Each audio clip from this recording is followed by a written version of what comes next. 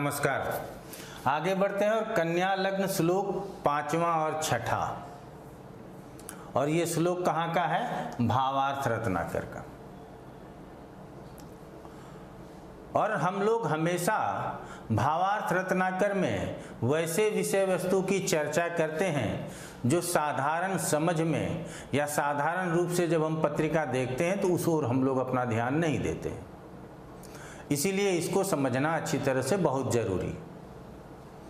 अब श्लोक की ओर चलें तो कहते हैं कन्यायाम जायमानस्य गुरु शुक्रो चतुर्थ गौ। कहाँ गया हुआ हो? गुरु और शुक्र, तो चतुर्थ स्थान में। तो ये हम लोग लिख लेते हैं। आगे फिर देखते हैं क्या कहता है। गुरु शुक्र दशा काले योगदो भवति ध्रुवम। ये सबके समझ में आ गया होगा, लेकिन यहां एक चीज और समझना था कि गुरु के भी दशा काल में क्यों कह रहे हैं कि योग फल प्राप्त होगा।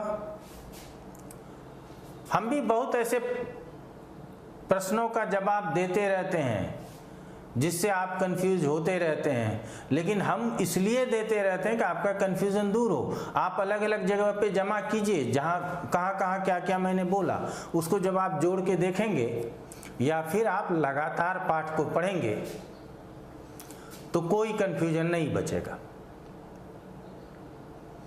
यहां कन्या लग्न में गुरु 2 केंद्रों का स्वामी है, और किसके साथ है? शुक्र के साथ।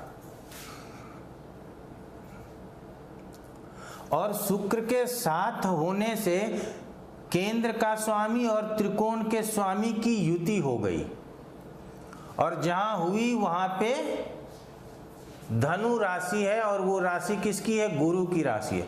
तो गुरु स्वराशि के हो गए तो हंस महापुरुष राजयोग भी बना लिया।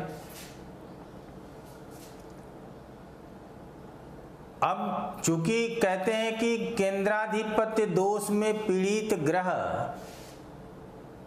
जितना मजबूत होगा दोष उतना ही अधिक होगा, अर्थात फल उतना ही कम प्राप्त होगा। तब फिर यहां शुक्र के साथ यदि है तो हम लोग गुरु की भी दशाओं में और शुक्र की भी दशाओं में क्यों कह रहे हैं कि दोनों की दशाओं में योग फल होगा? अन्य ग्रहों की चर्चा नहीं है। एक तो इसमें से कोई भी ग्रह